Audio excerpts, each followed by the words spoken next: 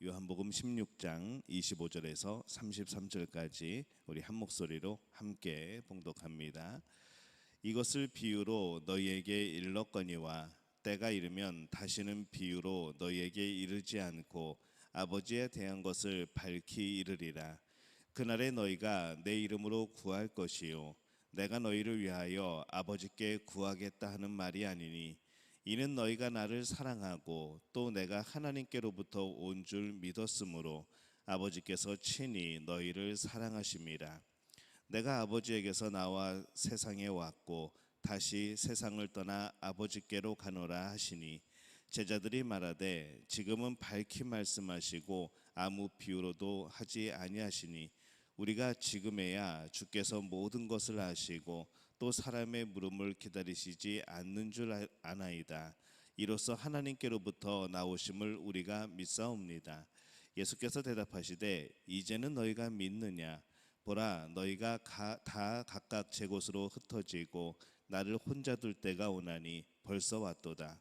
그러나 내가 혼자 있는 것이 아니라 아버지께서 나와 함께 계시느니라. 이것을 너희에게 이르는 것은 너희로 내 안에서 평안을 누리게 하려 함이라. 세상에서는 너희가 환난을 당하나 담대하라. 내가 세상을 이겼노라. 아멘.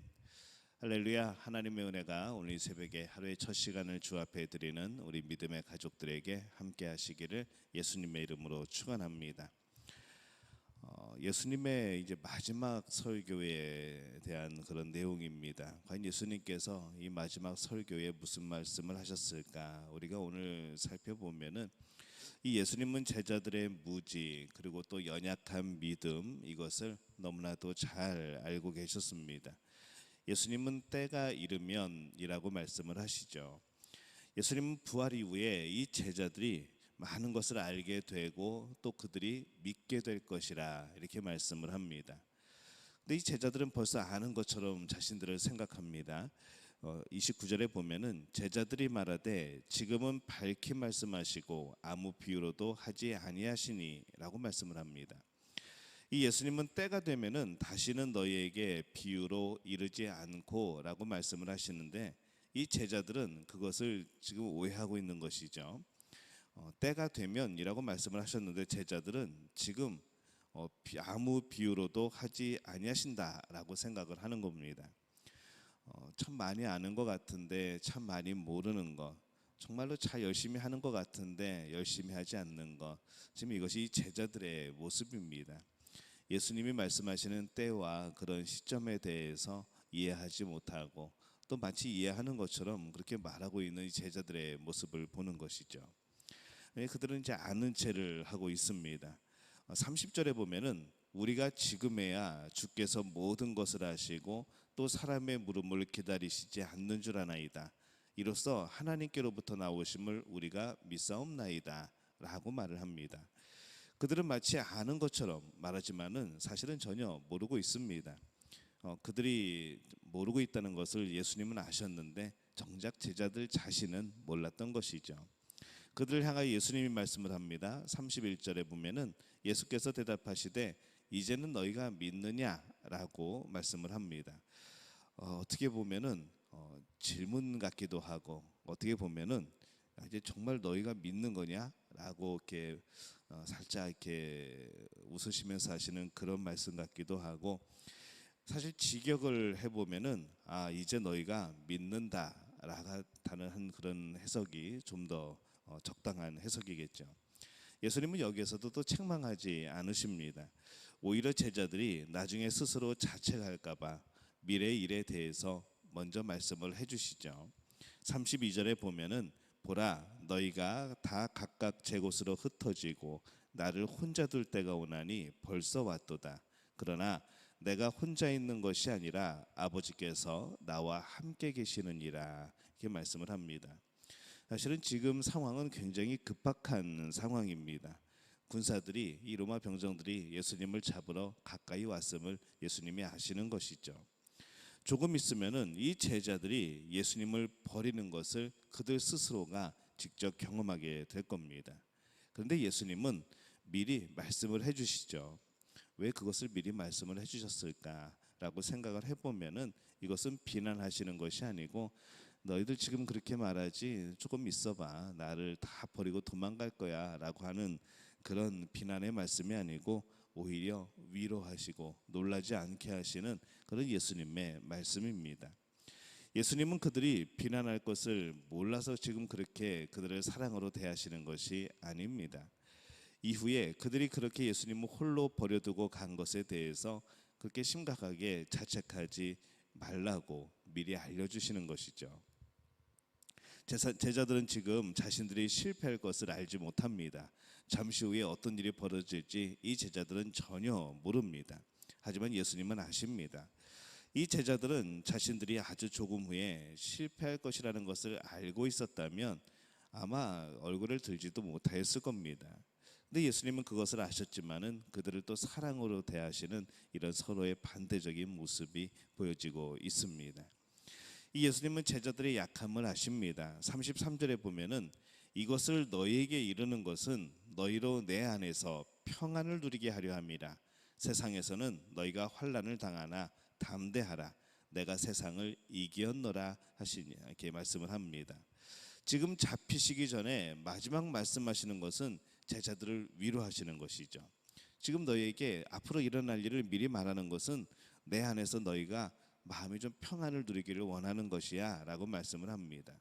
앞으로 세상에서는 너희가 환난을 당할 것이야. 하지만은 담대하라. 내가 십자가의 짐으로 인하여서 모든 죄를 사하였고 승리로 이제 삶을 승리로 이끌어 줄 거야라는 그런 말씀인 것이죠. 분명히 제자들에게 평안을 주시려고 미리 말씀하셨다고 합니다. 제자들은 분명히 실패할 것이고 예수님은 그들의 연약함을 알기 때문에 미리 말씀하시는 것이죠. 제자들은 아직 세상에 살아가고 있습니다. 세상의 영향을 받습니다. 그래서 이 세상에서는 너희가 환난을 당하나라고 말씀을 하시는 것이죠. 제자들은 아직 세상에 많이 매여 있습니다. 예수님을 따라 다녔지만은 많은 것을 버리고 예수님을 쫓았지만은 그러나 그들이 이 세상을 온전히 버린 것이 아니었다는 것이죠.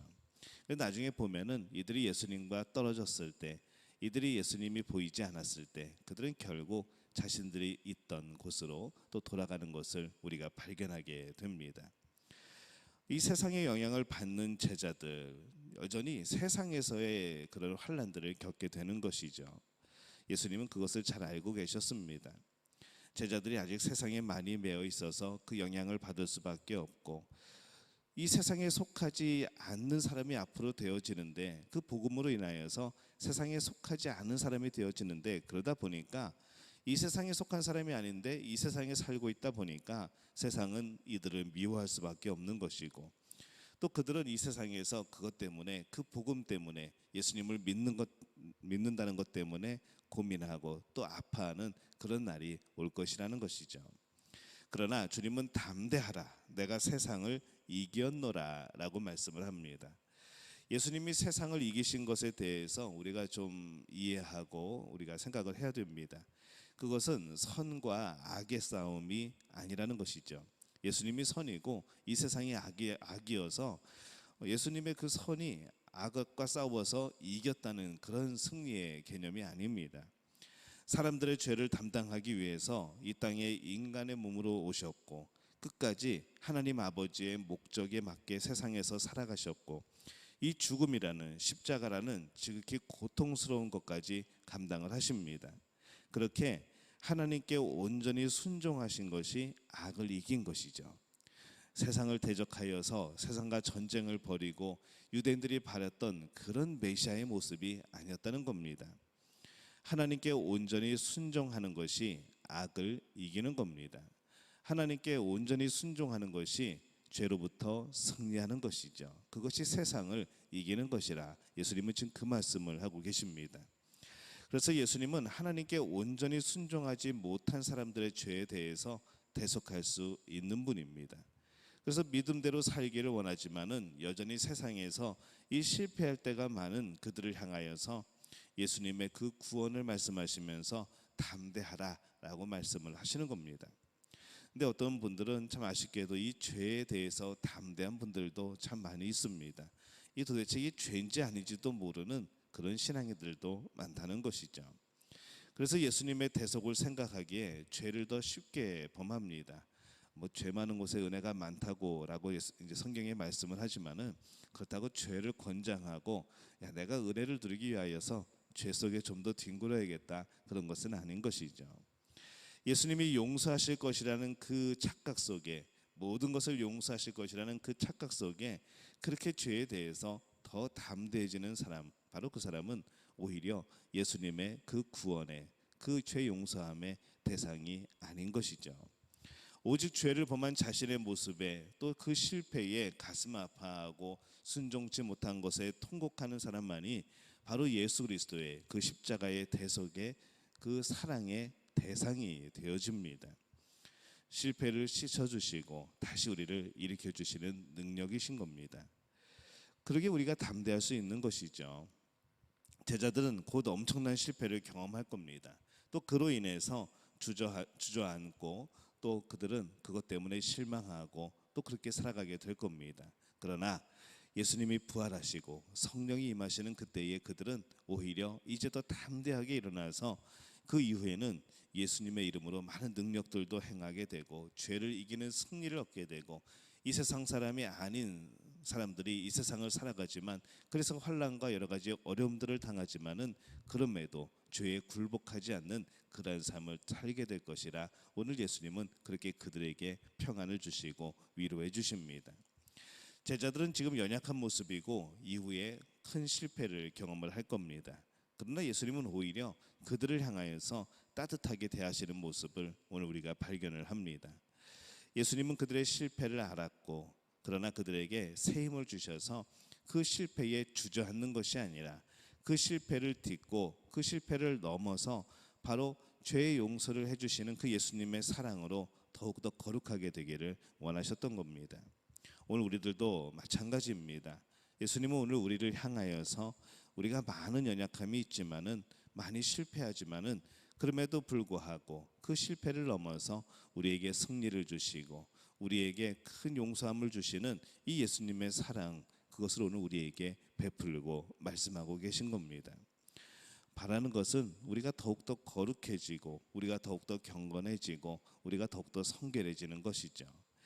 우리가 이 모습 바로 성령의 도움으로 이러한 모습을 살아가는 것이 오늘 예수님이 우리에게 주시는 평안의 진정한 모습이고 오늘 예수님이 우리에게 주시는 귀한 사랑의 그러한 마음입니다. 오늘 우리의 삶을 돌이켜보게 될 때에 오늘 우리는 그 실패를 거울 삼아서 앞으로 더 나아가고 있는가, 오늘 우리의 삶이 정말 예수님께 더 가까워지기 위하여서 예수님과 더욱더 친밀해지기 위하여서 우리는 그렇게 노력하고 우리의 많은 것들을 또 하나님 앞에 드리며 살아가고 있는가. 오늘 우리의 삶을 돌이켜보면서 주님이 주시는 진정한 평안이 우리에게 있기를 소망을 합니다.